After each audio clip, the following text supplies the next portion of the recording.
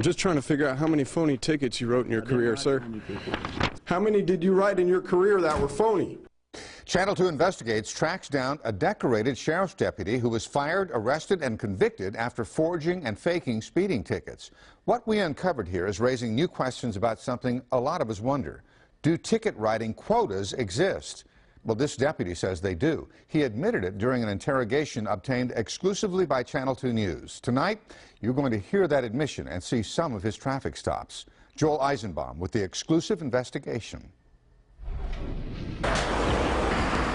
Ever been pulled over for speeding? Ever wondered if the cop who pulled you over was trying to meet a quota? You know for sure.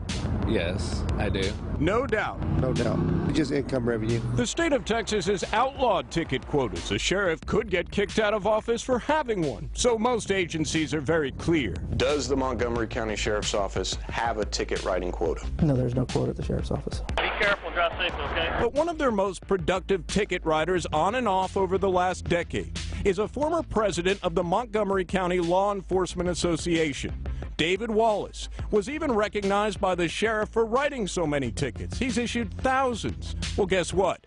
Wallace says there is a quota. I'd be more than happy to write the warning. That'd be wonderful. But TxDOT wants 3 citations an hour. We say we want 4 an hour. In fact, former Montgomery County Sheriff Sergeant David Wallace apparently thought the pressure to write tickets was so extreme, so competitive, and so heavy-handed, he cheated.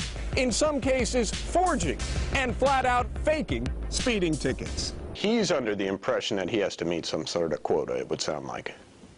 He did seem to be trying to have that kind of productivity, yes. That from the man who prosecuted him. And according to internal sheriff's office documents we obtained, Wallace, in at least 19 instances over just 2 weeks, secretly wrote out citations to people who thought they were just getting warnings. All right, sir.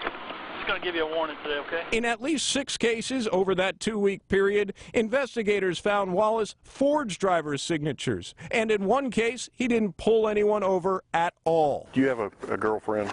Yeah. Did you write her a ticket? Yeah. Was there a traffic stop? Just feel like I need to get these numbers, man. I mean, come on. That's all. I wanted to ask you about these tickets that you were writing. Can you give us just a second, sir? Yeah. I'm just trying to figure out how many phony tickets you wrote in your career, sir. How many did you write in your career that were phony? Wallace wasn't just on duty writing these tickets, he was on overtime. But perhaps to his credit, he never forwarded his fake tickets to the courts, at least as far as we know. Outside this specific time period that was examined, we don't know about his ticket writing history. We didn't go back till the beginning of his ticket writing history. No, we didn't. Sergeant Wallace has resigned, promised he won't be a cop in Texas again, and Wallace has now been convicted of tampering with a government document.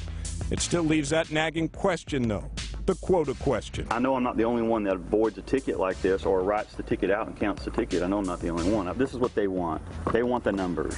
Want to get a closer look at these fabricated tickets? We've got a collection of them on our website. Head to click2houston.com. It's in the Investigate section. Joel Eisenbaum, KPRC, Channel 2 News.